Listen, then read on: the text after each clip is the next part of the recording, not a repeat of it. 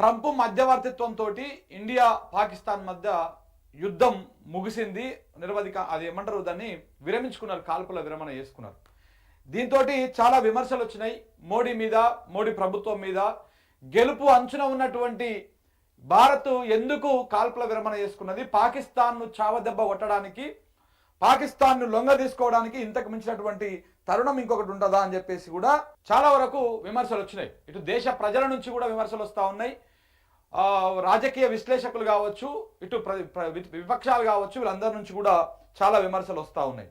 నిజంగా కూడా మరి మోడీ ఎందుకు ఆ నిర్ణయం వెనక్కి తీసుకున్నాడు, ఏం జరిగింది, తెర వెనుక ఏం జరిగింది, ఆ వచ్చినటువంటి ఇంటెలిజెన్స్ రిపోర్ట్ ఏంటిది, ఆ రిపోర్టు ఎందుకు బహిర్గతం చేయట్లేదు, దేశ ప్రజలకు ఎందుకు చెప్పడం లేదు, లేకపోతే మోడీ ట్రంప్ మధ్య జరిగినటువంటి సంభాషణ ఏంటి, వైట్ హౌస్ నుంచి ఎలాంటి సమాచారాన్ని మోడీకి అందజేసిర్రు, పాకిస్తాన్ కంటే ముందుగానే మన దేశానికి మోడీకి చెప్పడం వెనక ఉన్నటువంటి ఆంతర్యం ఏంటి, ఇప్పుడు పాకిస్తాన్ మీద భారతదేశం పైచేయి సాధిస్తే ఇక మరి అది ప్రమాదం, ఎవరికి ప్రమాదం అని గ్రహిస్తా ఉన్నారు.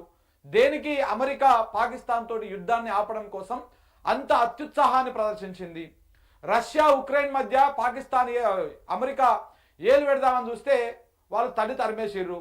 కానీ ఇక్కడ మాత్రము ఎందుకు రెండు దేశాల మధ్య మధ్యవర్తిత్వం వహించడానికి చాలా ఆసక్తి చూపింది. వాళ్ళు ఇక్కడ యుద్ధం స్టార్ట్ అయిందో కాలేదో వెంటనే అమెరికా నుంచి, వైట్ హౌస్ నుంచి రకరకాల స్టేట్మెంట్లు, రకరకాల కామెంట్లు, ఆ ట్రంప్ కూడా మాట్లాడడం, ఇవన్నిటి వెనకాల ఉన్నటువంటి ఉద్దేశం ఏంటి, ఎందుకు మోడీ నిజంగా భయపడ్డా, ఏ విషయంలో భయపడ్డాడు, ఎందుకు భయపడ్డాడు, ఈ అంశాల గురించి ప్రధానంగా మనం డిస్కస్ చేద్దాం. నిన్ననే మనము కొన్ని అంశాలు కూడా వీడియో రూపంలో మీకు చెప్పడం జరిగింది.